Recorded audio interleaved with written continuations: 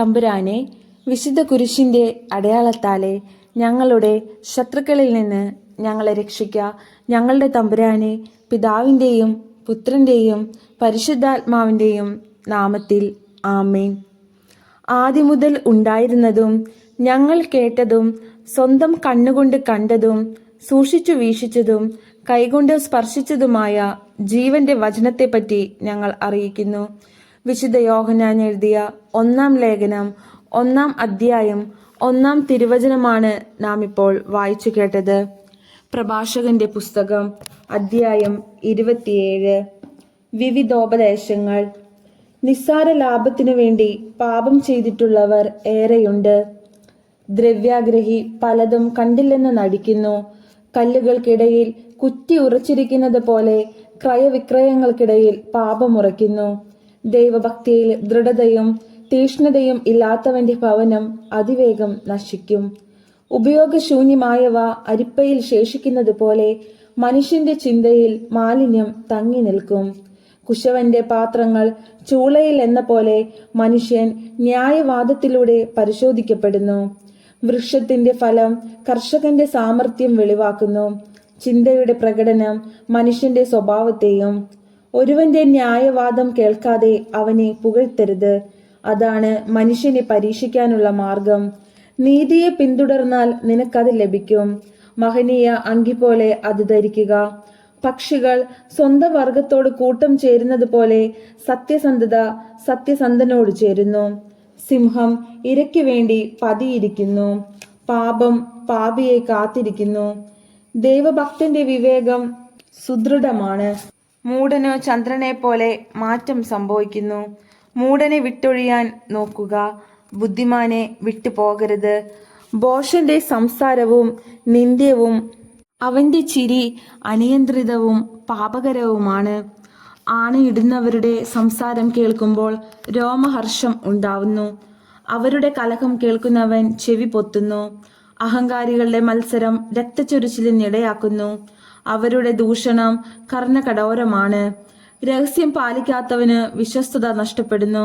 അവന് ആപ്തമിത്രം ഉണ്ടാവുകയില്ല. സുഹൃത്തിനെ സ്നേഹിക്കുകയും അവനോട് വിശ്വസ്തത പാലിക്കുകയും ചെയ്യുക. നീ അവന്റെ രഹസ്യം വെളിപ്പെടുത്താൻ ഇടയായാൽ അവനോട് കൂടെ നടക്കരുത്. എന്തെന്നാൽ ശത്രുവിനെ നശിപ്പിക്കുന്നത് പോലെ നീ അയൽക്കാരന്റെ സൗഹൃദം നശിപ്പിച്ചു. കയ്യിലിരുന്ന പക്ഷിയെ തുറന്നു വിടുന്നത് പോലെ നീ അയൽക്കാരനെ അകറ്റി. അവനെ വീണ്ടും കിട്ടുകയില്ല. പിന്തുടരാൻ ആകാത്ത വിധം അവൻ അകന്നിരിക്കുന്നു. വലയിൽ നിന്നും മാൻ എന്ന പോലെ അവൻ രക്ഷപ്പെട്ടിരിക്കുന്നു. മുറിവാണെങ്കിൽ വെച്ചു കേട്ടാം. ദൂഷണത്തിനു ശേഷവും അനുരഞ്ജന സാധ്യതയുണ്ട്. രഹസ്യം വെളിപ്പെടുത്തിയാൽ പിന്നെ പ്രതീക്ഷയ്ക്ക് വകയില്ല. കണ്ണു ചിമ്മുന്നവൻ തിന്മ നനയ്ക്കുന്നു. അവനെ തടയാൻ ആർക്കും കഴിയുകയില്ല. നീ കേൾക്കെ അവൻ മധുരമായി സംസാരിക്കും. നിന്റെ വാക്കുകളെ അവൻ ശ്ലാഘിക്കും. എന്നാൽ പിന്നീട് അവൻ സ്വരം മാറ്റും. നിന്റെ വാക്കുകൊണ്ട് തന്നെ നിന്നെ കുടുക്കും. ഞാൻ വെറുക്കുന്ന പലതുമുണ്ട്, എന്നാൽ ഒന്നും അവന് തുല്യമല്ല. കർത്താവ് പോലും അവനെ വെറുക്കും. നേരെ മുകളിലേക്ക് കല്ലെറിയുന്നവൻ തന്റെ തലയിലേക്ക് തന്നെയാണ് എറിയുന്നത്. ചതിപ്രയോഗം ചുറ്റും മുറിപ്പെടുത്തുന്നു. താൻ കുഴിച്ച കുഴിയിൽ താൻ തന്നെ വീഴും. താൻ വെച്ച കെണിയിൽ താൻ തന്നെ കുടുങ്ങും. താൻ ചെയ്ത തിന്മ തന്റെ മേൽ തന്നെ പതിക്കും. അത് എവിടെ നിന്ന് വന്നെന്ന് അവൻ അറിയുകയില്ല. അഹങ്കാരിയിൽ നിന്ന് പരിഹാസവും ദൂഷണവും പുറപ്പെടുന്നു. പ്രതികാരം സിംഹത്തെ പോലെ അവന് വേണ്ടി പതിയിരിക്കുന്നു. ഭക്തൻ വീഴുമ്പോൾ ആനന്ദിക്കുന്നവൻ കെണിയിൽ കുടുങ്ങും. മരണത്തിനു മുമ്പ് വേദന അവനെ വിഴുങ്ങും. കോപവും ക്രോധവും മ്ലേച്ഛമാണ്. അവ എപ്പോഴും ദുഷ്ടനോട് കൂടെയുണ്ട്. പ്രഭാഷകന്റെ പുസ്തകം അധ്യായം 28. തെറ്റുകൾ ക്ഷമിക്കുക. പ്രതികാരം ചെയ്യുന്നവനോട് കർത്താവ് പ്രതികാരം ചെയ്യും.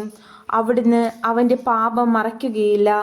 അയൽക്കാരന്റെ തിന്മകൾ ക്ഷമിച്ചാൽ നീ പ്രാർത്ഥിക്കുമ്പോൾ നിന്റെ പാപങ്ങളും ക്ഷമിക്കപ്പെടും. അയൽക്കാരനോട് പകവെച്ച് പുലർത്തുന്നവന് കർത്താവിൽ നിന്ന് കരുണ പ്രതീക്ഷിക്കാമോ? തന്നെപ്പോലെയുള്ളവനോട് കരുണ കാണിക്കാത്തവൻ പാപമോചനത്തിനു വേണ്ടി പ്രാർത്ഥിക്കുന്നതെങ്ങനെ? മർത്യൻ വിദ്വേഷം വെച്ചുകൊണ്ടിരുന്നെങ്കിൽ അവന്റെ പാപങ്ങൾക്ക് ആര് പരിഹാരം ചെയ്യും? ജീവിതാന്തമോർത്ത് ശത്രുത അവസാനിപ്പിക്കുക. നാശത്തെയും മരണത്തെയും ഓർത്ത് കൽപ്പനകൾ പാലിക്കുക. കൽപ്പനകൾ അനുസരിച്ച് അയൽക്കാരനോട് കോപിക്കാതിരിക്കുക. അത്യുന്നതന്റെ ഉടമ്പടി അനുസ്മരിച്ച് മറ്റുള്ളവരുടെ കുറ്റങ്ങൾ അവഗണിക്കുക. കലഹത്തിൽ നിന്നൊഴിഞ്ഞാൽ പാപങ്ങൾ കുറയും. കോപിഷ്ഠൻ കലഹം ജ്വലിപ്പിക്കുന്നു. ദുഷ്ടൻ സ്നേഹിതനെ ദ്രോഹിക്കുകയും സമാധാനത്തിൽ കഴിയുന്നവരുടെ ഇടയിൽ ശത്രുത ഉളവാക്കുകയും ചെയ്യുന്നു. വിറകിനൊത്ത് തീ ആളുന്നു. ദുശ്ശാഠ്യത്തിനൊത്ത് കലഹം, കരുത്തിനൊത്ത് കോപം, ധനത്തിനൊത്ത് ക്രോധം. തിടുക്കത്തിലുള്ള വാഗ്വാദം അഗ്നി ജ്വലിപ്പിക്കുന്നു. പെട്ടെന്നുള്ള ഷണ്ട രക്തച്ചൊരിച്ചിലിൽ ഉളവാക്കുന്നു. ഊതിയാൽ തീപ്പൊരി ജ്വലിക്കും, തുപ്പിയാൽ കെട്ടുപോകും. രണ്ടും ഒരേ വായിൽ നിന്ന് തന്നെ വരുന്നു. പരദൂഷണം ഏഷണിക്കാരനും ശപിക്കപ്പെട്ടവർ. സമാധാനത്തിൽ കഴിഞ്ഞിരുന്ന അനേകരെ അവർ നശിപ്പിച്ചിട്ടുണ്ട്. അപവാദം അനേകരെ തകർക്കുകയും ദേശാന്തരങ്ങളിലേക്ക് ചിതറിക്കുകയും ചെയ്തിട്ടുണ്ട്. അത് പ്രബല നഗരങ്ങളെ നശിപ്പിക്കുകയും ഉന്നതന്മാരുടെ ഭവനങ്ങൾ തട്ടിമറിക്കുകയും ചെയ്തിട്ടുണ്ട്. അപവാദം ധീരവനിതകളുടെ ബന്ധം വിച്ഛേദിക്കുകയും അവർക്ക് അധ്വാന ഫലം നിഷേധിക്കുകയും ചെയ്തിട്ടുണ്ട്. അപവാദത്തിന് ചെവി കൊടുക്കുന്നവൻ സ്വസ്ഥത അനുഭവിക്കുകയോ സമാധാനത്തിൽ കഴിയുകയോ ചെയ്യുകയില്ല. ചാട്ട കൊണ്ട് അടിച്ചാൽ തിണർപ്പുണ്ടാകും. നാവുകൊണ്ട് പ്രഹരിച്ചാൽ അസ്ഥികൾ തകരും. വാൾത്തല അനേകരെ വീഴ്ത്തിയിട്ടുണ്ട്. നാവുകൊണ്ട് വീഴ്ത്തപ്പെട്ടവർ അതിൽ ഏറെയാണ്. അപവാദം ഏൽക്കാത്തവരും അതിൻ്റെ കോപത്തിന് ഇരയാകാത്തവരും അതിൻ്റെ നുകം വഹിക്കാത്തവരും അതിൻ്റെ ചങ്ങല വീഴാത്തവരും ഭാഗ്യവാന്മാർ. അതിൻ്റെ നുകം ഇരുമ്പും ചങ്ങല പിച്ചളയുമാണ്. അത് വരുത്തുന്ന മരണം ദുർമരണമാണ്. പാതാളമാണ് അതിനേക്കാൾ അഭികാമ്യം. ദൈവഭക്തന്റെ മേൽ അതിന് അധികാരമില്ല. അവൻ അതിൻ്റെ അഗ്നിയിൽ ദഹിക്കുകയുമില്ല. കർത്താവിനെ പരിത്യജിക്കുന്നവർ അതിൻ്റെ പിടിയിൽ അമരും.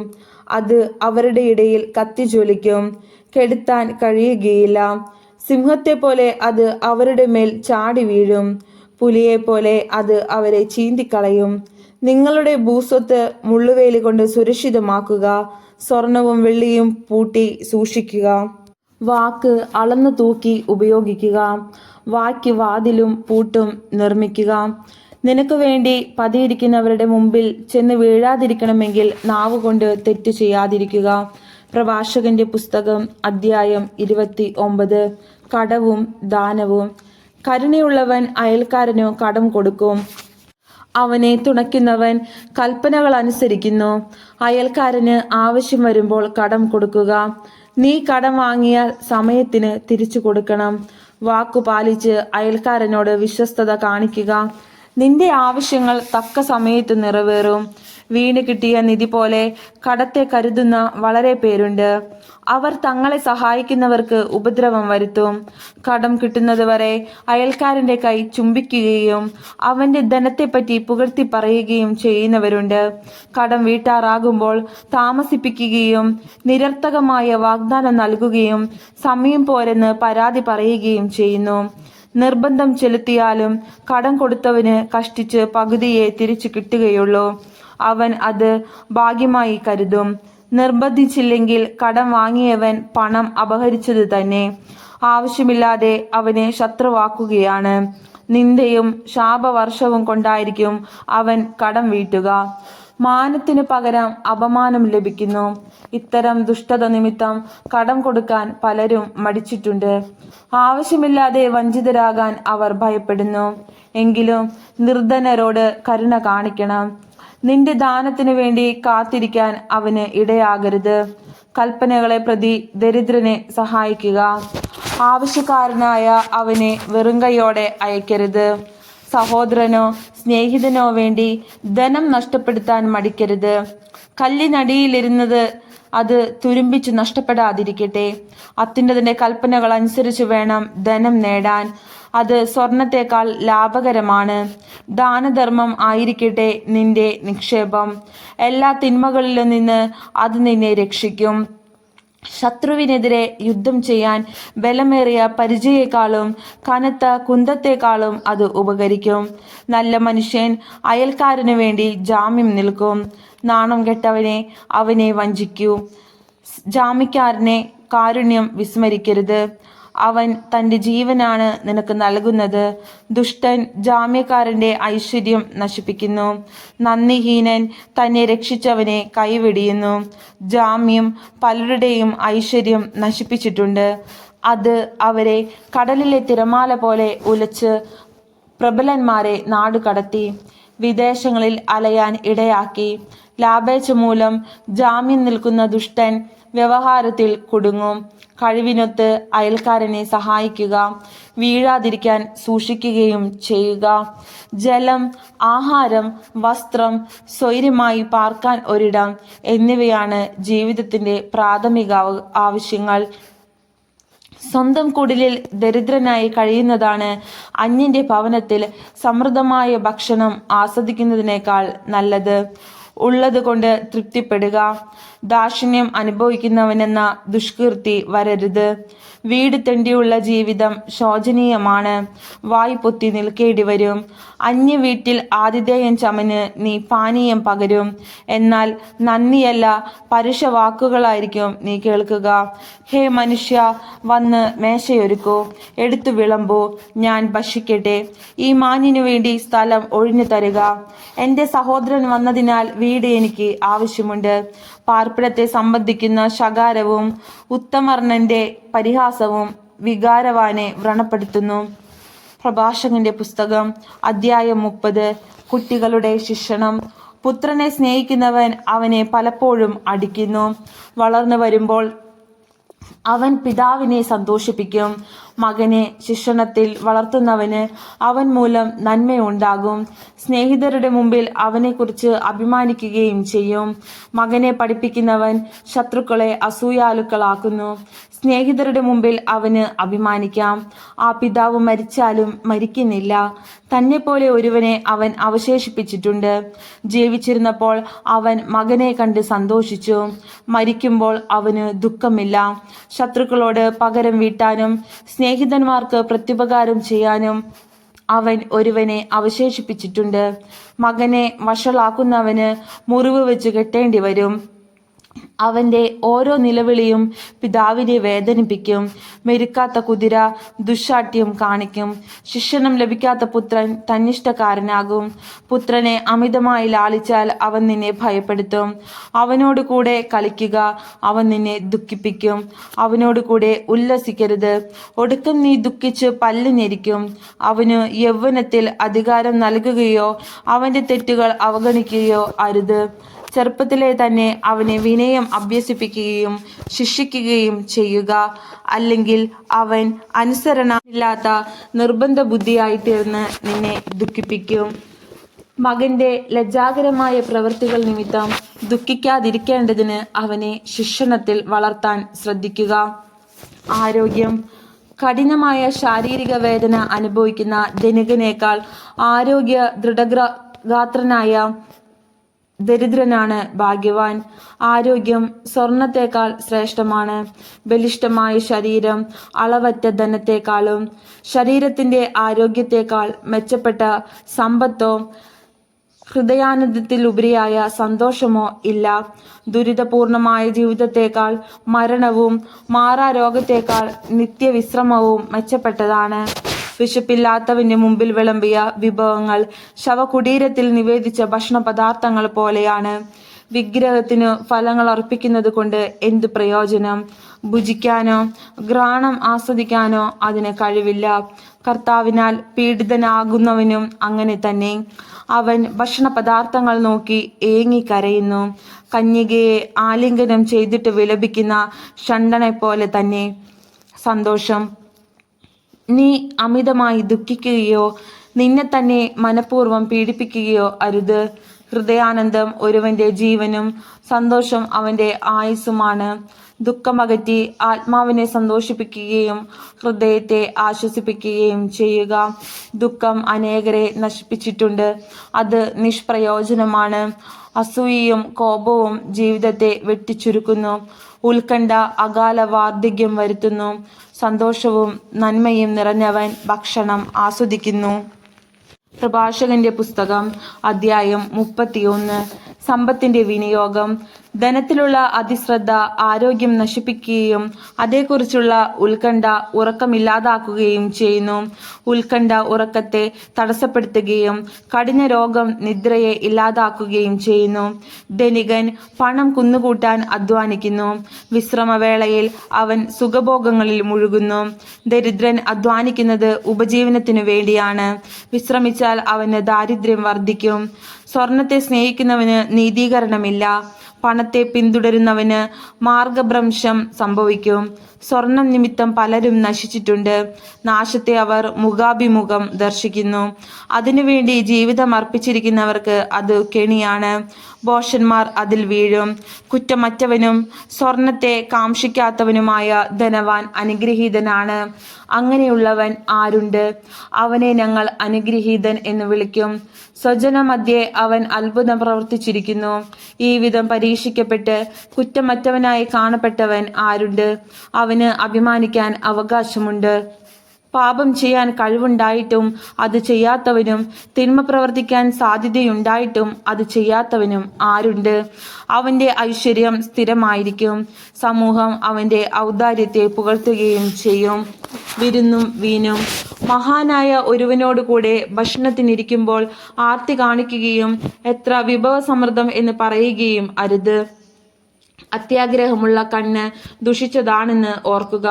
കണ്ണിനേക്കാൾ കൊതിയുള്ളതായി സൃഷ്ടികളിൽ എന്താണുള്ളത്? അത് നിമിത്തം ഓരോ മുഖവും കണ്ണീർ വാർക്കുന്നു. കാണുന്നതിനൊക്കെ കൈ നീട്ടരുത്. ഭക്ഷണമേശയിൽ അയൽക്കാരനെ ഉന്തി മാറ്റരുത്. അയൽക്കാരന്റെ വികാരത്തെ വിധിക്കുന്നതിന് മുമ്പ് സ്വന്തം വികാരത്തെ കണക്കിലെടുക്കണം. ഓരോ സംഗതിയും ആലോചിച്ചു ചെയ്യുക. നിനക്ക് വിളമ്പുന്നത് മനുഷ്യോചിതമായി ഭക്ഷിക്കുക.